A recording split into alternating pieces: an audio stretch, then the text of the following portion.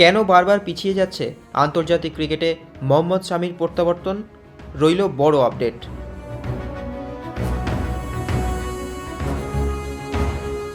और ये धोनी की हुई जी। गजब ग्रिप कैसे SRMB जैसे SRMB TMT बार की विन ग्रिप टेक्नोलॉजी सीमेंट के साथ बनाए मजबूत पकड़। Grip is important. ভারত এবং ইংল্যান্ডের মধ্যে আপাতত 5 ম্যাচের টি-20 সিরিজ চলছে।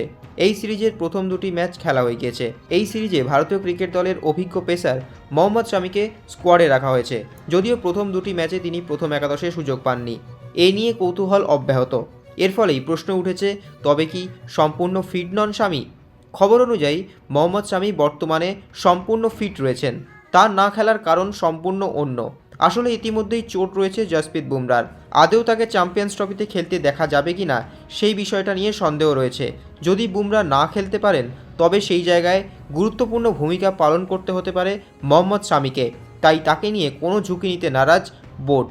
সম্প্রতি একটি রিপোর্টে বলা হয়েছে, চোট পাওয়ার পর শামি যে 2 কেজি ওজন বাড়িয়েছিল তা কমিয়েছে। সে সম্পূর্ণ শক্তি দিয়েই বল করছে। ও টি-20 ক্রিকেটে বেশি কিছু করার নেই, কিন্তু আসন্ন ওডিআই ম্যাচগুলিতে ওকে অনেক কিছু করতে হবে। এর থেকে বোঝাই যায় বাকি 3টে ইংল্যান্ডের বিরুদ্ধে টি-20 ম্যাচে তাকে খেলতে নাও দেখা যেতে পারে।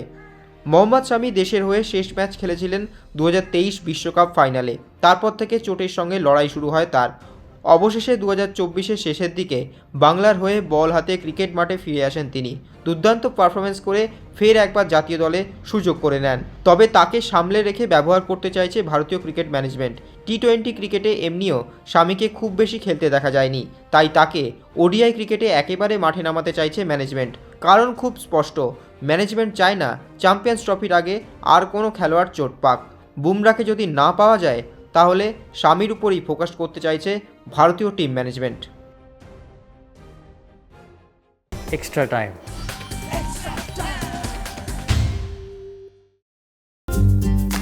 লেটেস্ট নিউজ আর এক্সক্লুসিভ ভিডিওর সঙ্গে আপডেট থাকতে এখনই সাবস্ক্রাইব করুন আমাদের ইউটিউব চ্যানেল।